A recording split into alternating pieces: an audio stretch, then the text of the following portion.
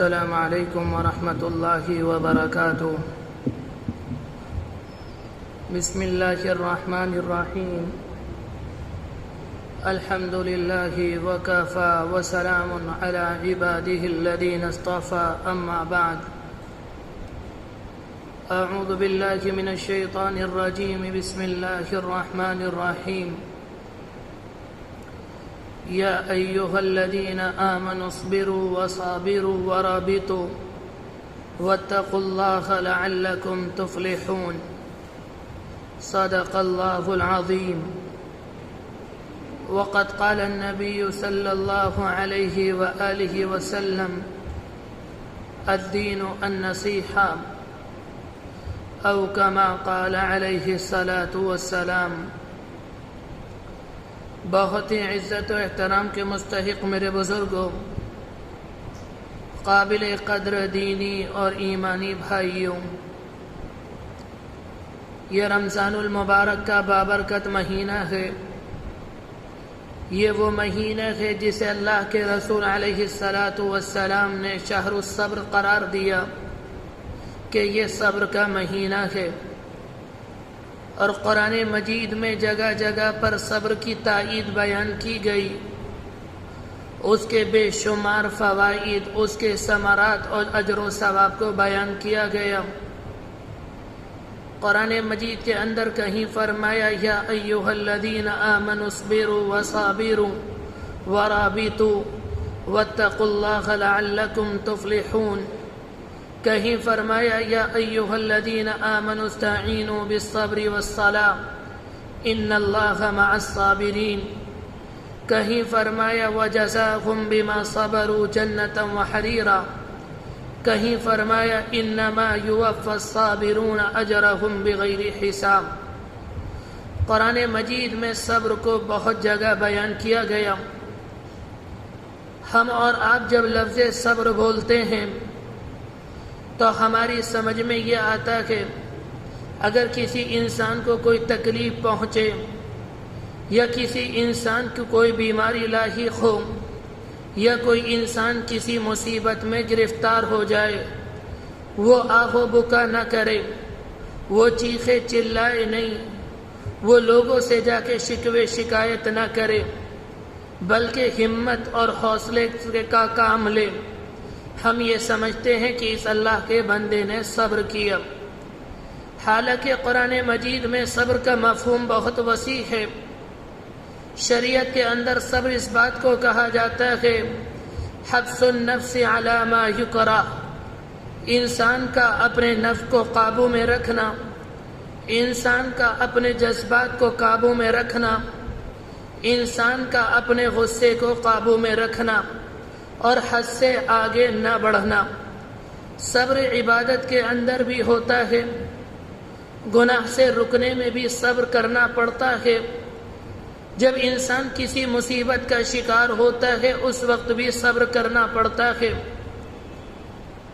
انسان کو نماز کا وقت ہوا، نماز میں سستی کر رہا ہے، بستر پر لیٹا ہوا ہے، نیند آ رہی ہے، انسان نماز کے لیے نہیں جا رہا، انسان کی طبیعت نہیں چاہتی کہ وہ اپنے آرام کو چھوڑ دے، اپنے آرام کو قربان کر دے، لیکن انسان اللہ کے حکم کی خاطر اپنے آرام کو قربان کرتا ہے، اپنے بستر کو چھوڑ دیتا ہے، اپنی سستی کا مقابلہ کرتا ہے، مسجد میں جا کر نماز پڑھتا ہے۔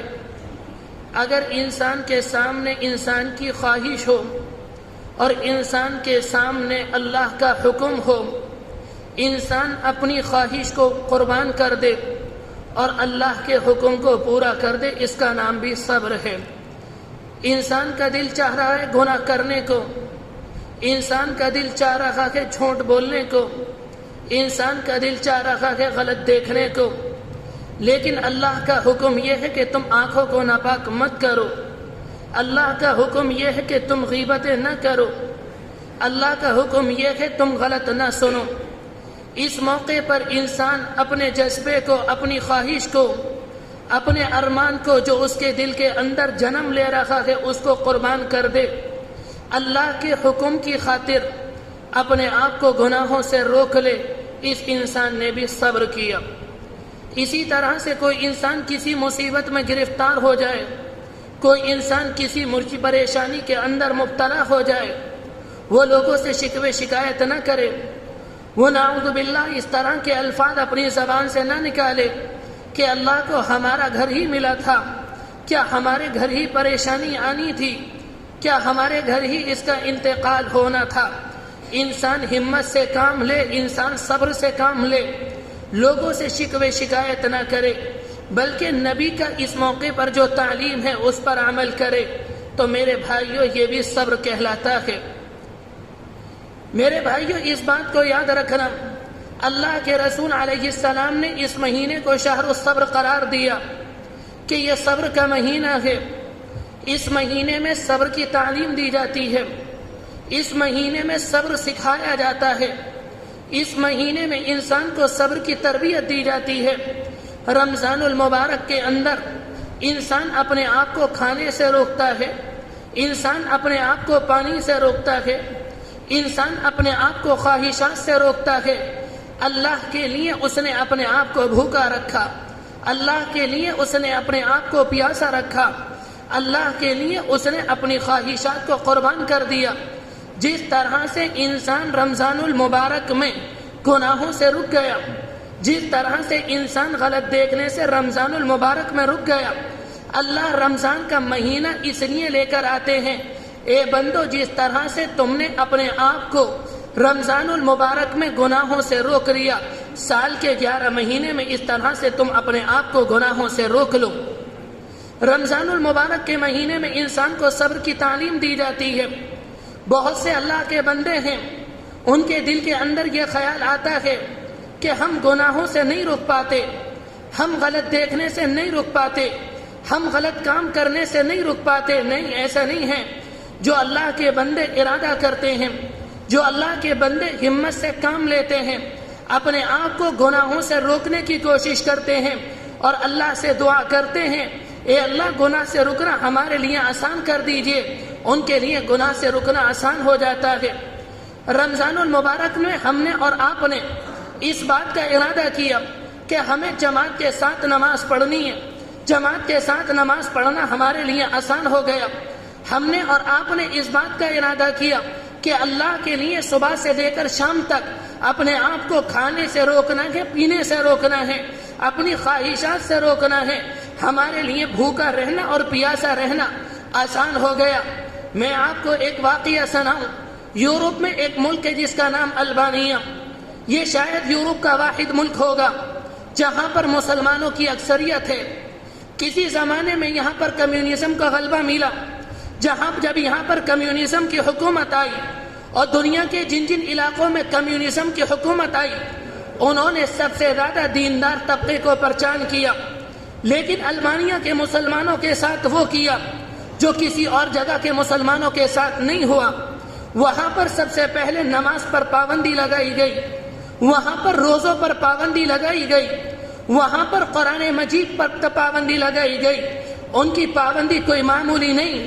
اس حکومت کا اعلان یہ تھا اگر کوئی اللہ کا بندہ کسی جگہ پر نماز پڑھتا ہوا نظر آئے اسے گرفتار کر لے جائے اور سولی پر لٹکا دیا جائے۔ لیکن روزے کی جو حالت تھی، دوسرا حکم ان کا یہ تھا، یعنی مسلمانوں کو اس طرح سے انہوں نے ٹارچر کیا اور پریشان کیا۔ رمضان المبارک میں اگر کوئی روزہ رکھے ان کی سزا بہت خطرناک۔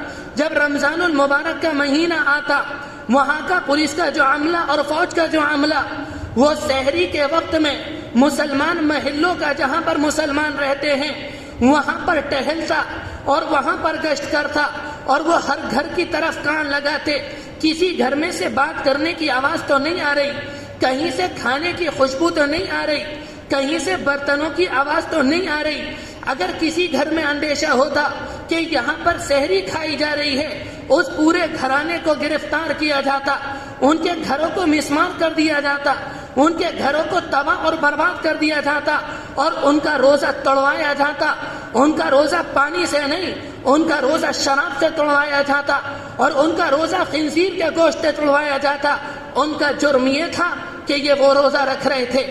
لیکن میں یہ عرض کر رہا تھا، جب انسان ارادہ کرتا ہے اور ہمت کرتا ہے تو انسان کے لیے روزہ رکھنا آسان ہو جاتا ہے۔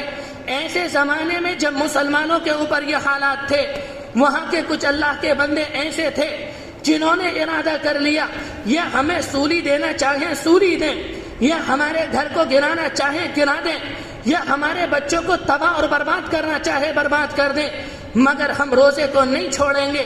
انہوں نے روزوں کو نہیں چھوڑا۔ ان کے اندر یہ ہمت کہاں سے آئی؟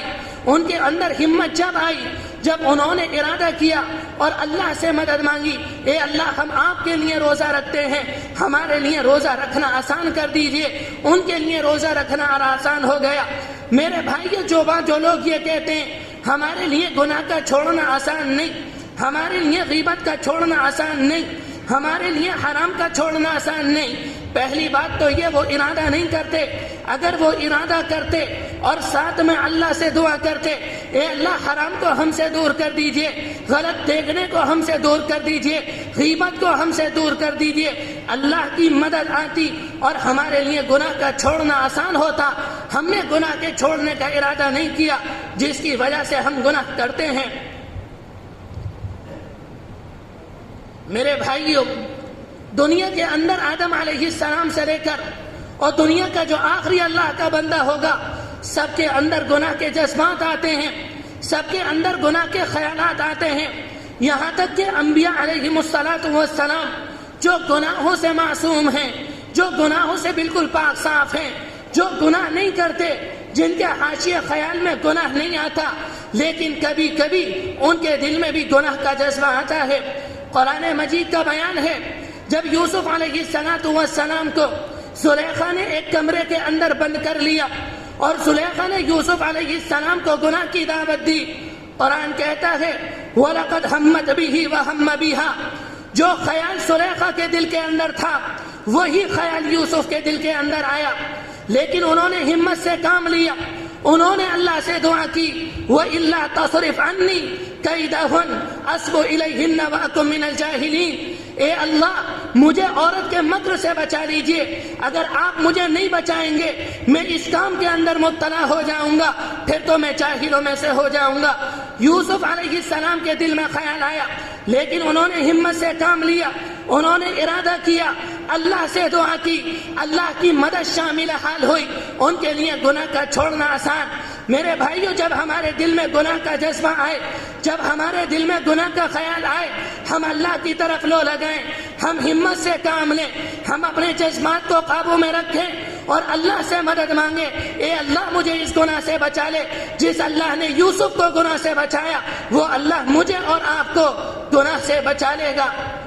میرے بھائیوں، ایک عربی شاعر گزرے، علامہ بوصری رحمۃ اللہ علیہ، وہ کہتے ہیں جو انسان کا نفس ہے، جو انسان کا دل ہے، النفس کالطفل، یہ بالکل بچے کی طرح ہے۔ جب بچہ دنیا کے اندر جنم لیتا ہے، بچے کی ماں بچے کو دودھ پلاتی ہے، بچے کی غذا ماں کی دودھ، بچہ ماں کے دودھ کا عادی بن جاتا ہے۔ اگر ماں بچے کو دودھ نہ پلائے، وہ بچہ روتا ہے، وہ چیختا ہے، وہ چلاتا ہے، وہ گھر والوں کو پریشان کرتا ہے، اس کی ماں اسے دودھ پلا دیتی ہے، بچہ خاموش ہو جاتا ہے۔ ایک وقت آتا ہے، یہ بچہ 2 سال کے عمر کے قریب کو پہنچتا ہے، اس کی ماں اسے دودھ چھوڑاتی ہے، اگر پہلے 5 وقت پلاتی تھی وہ 3 ٹائم پلاتی ہے یا 2 ٹائم پلاتی ہے، اس طرح سے بچے کا دودھ چھڑانے کی کوشش کرتی ہے۔ بچہ روتا ہے، بچہ چیختا ہے، مگر ماں بچے کے رونے کی پرواہ نہیں کرتی، بچے کے پریشان کرنے کی پرواہ نہیں کرتی، اس لیے کہ بچے کی عافیت اس میں ہے۔ اگر ماں بچے کا دودھ نہ چھڑائے تو بچہ ساری زندگی دودھ پینے کا عادی بنا رہے، اور ماں کا دودھ نہ پیے، ماں کا دودھ نہ چھوڑے اور کھانے کی صلاحیت بچے کے اندر پیدا نہ ہو۔ بچے کی خیر اس میں ہے، بچہ چیخے یا چلائے مگر ماں اس کا دودھ چھڑاتی ہے۔ میرے بھائیوں، جب بچے کا دودھ چھوٹ جاتا ہے، اور جب بچے کا دودھ چھوٹ جاتا ہے 3 سال کے بعد، 4 سال کے بعد، اگر اس کی ماں اسے دوبارہ دودھ پلانے کی کوشش کرے، وہ بچہ دودھ نہیں پیتا۔ اگر ماں دودھ پلائے گی، دودھ پینے میں بچے کو کراہت آئے گی۔ یہی مثال انسان کے نفس کی ہے۔ جب انسان کا دل، انسان کا نفس گناہ کرتا ہے وہ گناہ کا عادی بن جاتا ہے۔ اگر انسان گناہ سے اپنے آپ کو روکے گا شروع میں مشکل ہوگا، ایک وقت آئے گا انسان گناہ کا سامنا کرے گا، ہمت کرے گا، اپنے آپ کو گناہ سے روکے گا، انسان گناہ سے رک جائے گا۔ جب اللہ کا بندہ گناہ سے نہ رکے تو زندگی بھر گناہ کرتا رہے گا۔ اگر کوئی اللہ کا بندہ کلی طور پر گناہوں سے اجتناب کر لے اور گناہوں کو چھوڑ دے اور 5 سال کے بعد کوئی انسان اس سے کہے آؤ زنا کر لو، آؤ شراب پی لو، آؤ یہ حرام کام کر لو، وہ کہے گا میں زنا نہیں کر سکتا، میں شراب نہیں پیوں گا، میں حرام کام نہیں کروں گا، اس لیے کہ اس کے دل میں گناہوں کی کراہت آ گئی۔ جب گناہ دل کے اندر گناہوں کی کراہت آ جاتی ہے تو انسان کے لیے گناہوں کا چھوڑنا آسان ہو جاتا ہے۔ میرے بھائیو، صحابہ اکرام کا جائزہ لیں۔ صحابہ اکرام کا حال یہ تھا، وہ بھی انسان تھے، شراب ان کی گھٹی میں پڑی ہوئی تھی۔ اہل عرب شراب سے اتنی محبت کرتے تھے، عربی زبان میں شراب کے لیے جتنے الفاظ استعمال ہوئے کسی اور کے لیے اتنے لفظ استعمال نہیں ہوئے۔ صبح کی شراب کا نام الگ، دوپہر کی شراب کا نام الگ، شام کی شراب کا نام الگ، چوک کی شراب کا نام الگ، کھجور کی شراب کا نام الگ۔ لیکن اللہ کو منظور یہ تھا کہ ان کی شراب چھڑانی ہے۔ ایک دم شراب کی حرمت کا حکم نہیں آیا، بلکہ پہلے صحابہ اکرام کو تیار کیا گیا، ان کی ذہن سازی کی گئی، شراب کی برائی ان کے دلوں میں بٹھائی گئی۔ قرآن مجید کی آیت آئی، اے بندو تمہارے اوپر اللہ کا انعام یہ ہے، اس نے تمہارے لیے کھجور کے باغات بنائے، اس نے تمہارے لیے انگور کے باغات بنائے جس سے تم رزق بھی لیتے ہو، جس سے تم شراب بھی لیتے ہو۔ یہاں پر شراب کے بارے میں ہلکا سا اشارہ کر دیا کہ شراب اچھی چیز نہیں۔ جب صحابہ اکرام کے سامنے اللہ کے رسول نے دین رکھا اور صحابہ اکرام نے دین کو لیا تو ہر برائی صحابہ اکرام کے ذہن میں برائی لگنے لگی۔ ایک طرف وہ شراب کو دیکھتے، ایک طرف وہ نماز کو دیکھتے، ان کے ذہن میں یہ بات نہیں آتی کہ نماز اور یہ شراب یہ جوڑ نہیں کھاتی۔ وہ اللہ کے رسول کے پاس آئے، ابھی شراب حرام نہیں ہوئی، آ کر معلوم کرتے ہیں یسألونک عن الخمر والمیسر، اے پیغمبر شراب کے بارے میں، جوا کے بارے میں آپ کیا فرماتے ہیں؟ قرآن مجید کی آیت آئی قل فیہما اسم کبیر ومنافع للناس، اے پیغمبر لوگوں سے کہہ دیجئے شراب کے اندر برائی زیادہ ہے مگر لوگوں کے اندر لوگوں کے لیے نفع بھی ہے، ایک دم حرام نہیں کی گئی۔ کچھ زمانے کے بعد شراب کی حرمت کی آیت آئی انما الخمر والمیسر والانصاب والازلام رجس من عمل الشیطان فاجتنبوا، اے لوگوں یہ شراب یہ جوا یہ شیطانی عمل ہے، تم اس سے اجتناب کرنا۔ جب شراب کی آیت آئی، حرمت کی آیت آئی، اللہ کے رسول نے اپنے ایک صحابی کو بلایا اور ان سے جا کر یہ کہا مدینے کی گلیوں میں جاؤ، مدینے کے بازاروں میں جاؤ اور ببانگے توحل یہ آیت پڑھ کر سناؤ۔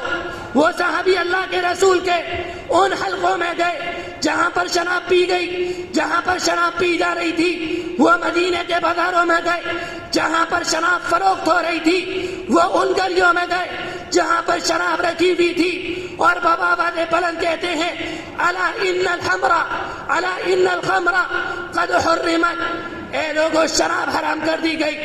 حضرت انس بیان کرتے ہیں میں اس مجلس میں بیٹھا ہوا تھا جہاں شراب پی جا رہی تھی، کسی کے منہ میں شراب تھی، کسی کے پیالے میں شراب تھی، کسی کے جگ میں شراب تھی، کسی کے مٹکے میں شراب تھی۔ جب یہ آیت ہمارے کانوں میں پڑی، جس کے منہ میں شراب تھی اس نے کلی کر دی، جس کے پیالے میں شراب تھی اس نے پیالے کو پھینک دیا، جس کے مٹکے میں شراب تھی اس نے اپنے مٹکے کو پھوڑ دیا۔ بات یہ تھی جب وہ نبی کی صحبت میں آئے ان کا نفس ان کی خواہش ان کے قابو میں آ گئی، وہ اپنی خواہش کی پیروی کرنے والے نہیں بلکہ وہ اللہ کے رسول کے حکم کی اتباع کرنے والے تھے۔ جب ان کے سامنے شراب آئی اور نبی کا فرمان آیا انہوں نے شراب پر ٹھوکر ماری۔ اب نبی کا فرمان آ چکا، اب قرآن مجید کی آیت آ چکی، اب شراب حرام ہو چکی، شراب کا کوئی قطرہ ہمارے حلق میں نہیں جائے گا۔ میرے بھائیوں جب نبی کی صحبت صحابہ اکرام کو ملی تو صحابہ اکرام کی شراب چھوٹ گئی، جبکہ صحابہ اکرام، میرے بھائیوں، جو لوگ یہ کہتے ہیں کہ ہمارے گناہ نہیں چھوٹتے، پہلی بات گناہوں سے چھوڑنے کا ارادہ کریں۔ اگر ارادہ کرنے کے بعد بھی گناہ نہیں چھوٹتے، قرآن مجید کی آیت ہے، یا ایھا الذین آمنوا اتقوا اللہ وکونوا مع الصادقین، اے لوگوں، اگر تمہیں گناہ چھوڑنے میں پریشانی آتی ہے، تم نیک لوگوں کے پاس چلے جاؤ، تم سچ بولنے والوں کے پاس چلے جاؤ، تم اللہ کے نیک بندوں کے پاس چلے جاؤ، تم ان بندوں کے پاس چلے جاؤ جو گناہ نہیں کرتے، تمہارے گناہ چھوٹ جائیں گے۔ اس زمانے کے اندر بہت سے بھائی شکایت کرتے ہیں کہ ہم نیک لوگوں کو تلاش کرتے ہیں، ہمیں نیک لوگ نہیں ملتے، ہم سچے لوگوں کو تلاش کرتے ہیں، ہمیں سچے لوگ تلاش نہیں کرتے۔ مفتی شفیع عثمانی رحمت اللہ علیہ نے اس کا جواب دیا۔ ان کے زمانے بھی کسی نے یہ سوال کیا، ہم کس کے پاس جائیں؟ قرآن مجید کہتا ہے سچوں کے پاس جاؤ، سچے نظر نہیں آتے۔ شفیع عثمانی رحمت اللہ علیہ کہتے ہیں یہ ملاوٹ کا دور ہے، اس دور کے اندر دودھ خالص نہیں ملتا، گھی خالص نہیں ملتا، آٹا خالص نہیں ملتا۔ کیا دودھ کے خالص نہ ملنے کی وجہ سے کسی نے دودھ پینا چھوڑ دیا؟ گھی کے خالص نہ ملنے کی وجہ سے کسی نے گھی کھانا چھوڑ دیا؟ آٹے کے خالص نہ ملنے کی وجہ سے آٹا کھانا چھوڑ دیا؟ اس ملاوٹ کے دور میں انسان 10 جگہ معلوم کرتا ہے، 10 جگہ پوچھتا ہے، لیکن محنت کرنے کے بعد اسے خالص آٹا مل جاتا ہے، اسے خالص دودھ مل جاتا ہے۔ اسی طرح سے میرے بھائیوں، اگر ہم نیک لوگوں کو تلاش کریں گے، نیک لوگ مل جائیں گے، سچے لوگ مل جائیں گے۔ پریشانی اس وقت آتی ہے ہم تلاش کرنے کو تیار نہیں، جس وقت تلاش کریں گے اس وقت مل جائیں گے۔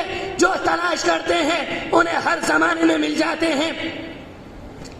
میرے بھائیوں، یہ رمضان المبارک کا مہینہ اور یہ رمضان المبارک کا آخری عشرہ، اور رمضان المبارک کا آخری عشرہ بڑا بابرکت ہے۔ رمضان المبارک کے آخری عشرے کو پورے رمضان کا عطر کہا جاتا ہے، پورے رمضان کا نچوڑ کہا جاتا ہے، پورے رمضان کا خلاصہ کہا جاتا ہے۔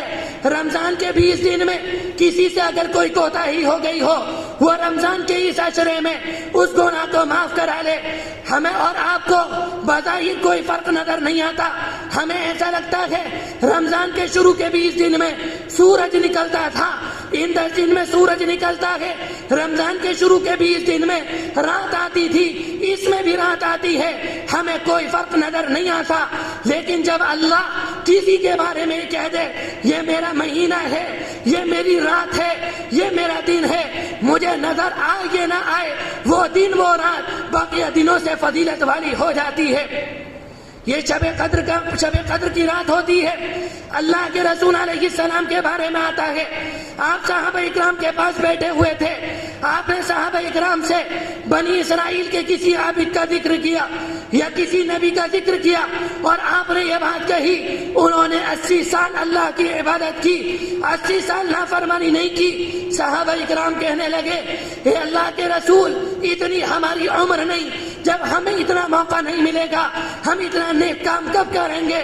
قرآن مجید کی آیت آئی، انا انزلنا فی لیلۃ القدر وما ادراک ما لیلۃ القدر لیلۃ القدر خیر من الف شہر۔ اے پیغمبر، اپنے صحابہ سے کہہ دیجئے انہیں پریشان ہونے کی ضرورت نہیں، ہم نے رمضان کے اندر ایک ایسی رات رکھی ہے جو اس رات میں عبادت کرے گا اسے 1000 مہینے کی عبادت کا ثواب مل جائے گا۔ حدیث شریف کے اندر آتا ہے اللہ کے رسول علیہ السلام کو شروع میں یہ تو بتا دیا گیا تھا کہ شب قدر رمضان المبارک میں ہوتی ہے، لیکن یہ نہیں بتایا تھا کہ یہ رمضان المبارک کے آخر عشرے میں ہوتی ہے۔ اللہ کے رسول علیہ السلام نے پورے رمضان کا اعتکاف کیا۔ جب 20 دن کا اعتکاف ہوا، جب آپ اعتکاف کر رہے تھے، کچھ صحابی وہ تھے جنہوں نے 10 دن اعتکاف کیا، جو 20 دن کے لیے اعتکاف کے لیے آئے۔ جب 20 دن مکمل ہو گئے، ان صحابی نے اپنے بستر کو لیا، وہ اپنے گھروں کو چلے گئے۔ اللہ کے رسول علیہ السلام نے ان کے پاس پیغام بھیجا کہ اللہ نے مجھے بتا دیا کہ شب قدر آنے والے 10 دنوں میں ہے. جو لوگ اپنا بستر لے کر گھر گئے ہیں وہ لوٹ کر مسجد میں آ جائیں. وہ سارے کے سارے مسجد میں آئے. پھر اس کے بعد آپ نے فرمایا مجھے یہ بھی بتا دیا گیا کس دن میں شب قدر ہوتی ہے. آپ نے فرمایا میں لوگوں کو بتانے کے لیے باہر آیا. میں نے دیکھا 2 لوگ لڑ رہے تھے, 2 لوگ جھڑ رہے تھے. ان کے اختلاف کی وجہ سے اللہ نے مجھے بھلا دیا. میرے بھائیوں, اس میں امت کے لیے خیر تھی. اگر شب قدر کا دن متعین ہو جاتا تو شب قدر کو امت رسم بنا دیتی, امت رسم بنا دیتی. صرف ایک دن عبادت کی جاتی اور باقی دن عبادت نہ کی جاتی. اس لیے اس بات کو بھلا دیا تاکہ امت رمضان کے آخر کے 10 دن یا آخر کے 9 دن شب قدر تلاش کرے, اللہ سے مانگے. رمضان کا مہینہ ہے, جتنا ہو سکے اللہ سے مانگے, ذکر کریں, اللہ کو یاد کریں, سبحان اللہ پڑھیں, تیسرا کلمہ پڑھیں, درود شریف پڑھیں, استغفار کریں, اپنے گناہوں کی معافی مانگیں. بہت سے بھائی ہوتے ہیں وہ کہتے ہیں جو زبان سے سبحان اللہ کہتا ہے اس کا کیا فائدہ ہے, یہ تو طوطے کی طرح سے رٹ لگائی ہوئی ہے. ان کی یہ بات غلط. آپ نے فرمایا تھا بعض جملے ایسے ہوتے ہیں جو میزان عمل کو بھر دیتے ہیں. امام العصر حضرت علامہ کشمیری رحمت اللہ علیہ فرمایا کرتے تھے جنت کی لذتوں میں سے ایک لذت یہ بھی ہوگی دنیا کے اندر جس نے سبحان اللہ پڑھا ہوگا, جس نے الحمدللہ پڑھا ہوگا, اس کے بدلے اللہ جو ثواب دے گا وہ انسان کی آنکھوں کے سامنے آ جائے گا. میرے بھائیوں, جب کوئی اللہ کا بندہ ذکر کرتا ہے تو اتنی دیر گناہ سے رکا رہتا ہے, اتنی دیر غیبت سے رکا رہتا ہے. یہ رمضان کا مہینہ ہے, ذکر کریں, تسبیحات کریں, اس کے بعد دعا مانگیں, اللہ سے دعا کریں اے اللہ رمضان کا مہینہ ہمیں اس میں معاف کر دیجئے, ہم سے رکا نہیں جاتا, ہمارے اندر ہمت دے دیجئے, ہمیں طاقت دے دیجئے, ہمارے لیے گناہوں سے رکنا آسان کر دیجئے. میرے بھائیو, جب بندہ دعا کرے گا انشاءاللہ بندے کے لیے گناہوں سے رکنا آسان ہو جائے گا. جو بات کہی گئی اللہ تبارک و تعالی عمل کی توفیق نصیب فرمائے. وآخر دعوانا ان الحمد للہ رب العالمین.